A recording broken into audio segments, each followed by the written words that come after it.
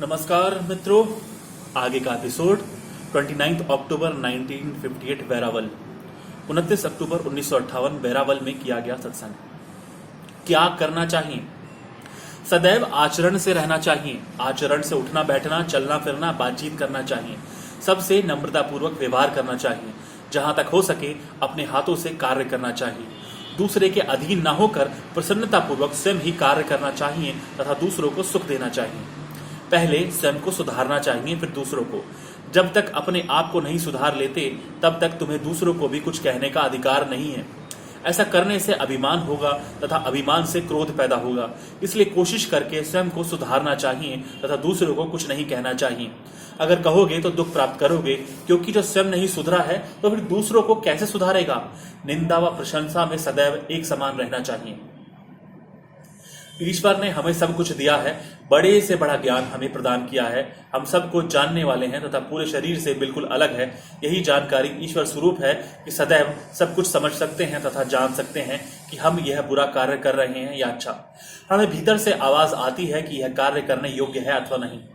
ईश्वर ने हमारे लिए सब कुछ बना दिया है। खाना, पहनना, हवा, पानी, फल, फ्रूट, अनाज आदि सब प्रदान किए हैं। ईश्वर को भूलना नहीं चाहिए, सदैव उसका गुणगान करना चाहिए। ईश्वर को याद करें तथा इस प्रकार प्रेम व आनंद प्राप्त करें। काश ईश्वर हमें यह सद्बुद्धि दे, हम पर रहमत करे।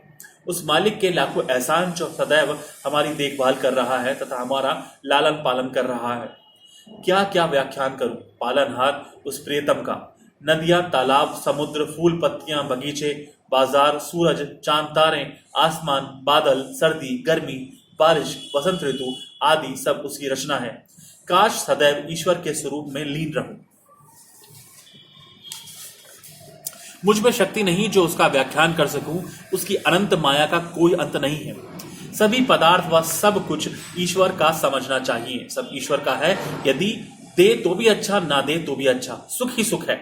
सदैव हर बात में, हर हाल में जो ईश्वर करे या होवे उस पर प्रसन्न रहना चाहिए। संतोष पूर्वक यह कहना चाहिए कि ईश्वर सबका भला ही करेगा।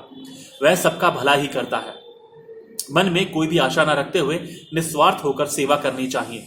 सदैव धीरज रखना चाहिए। ईश्वर धीरज का फल अवश्य देगा।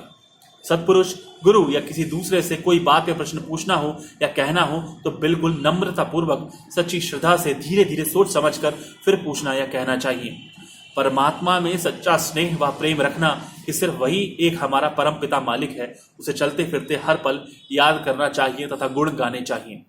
पराई स्त्री को माता व बहन कहकर बुलाना चाहिए। प्रेम पूर्वक देवी कहकर पुकारना चाहिए।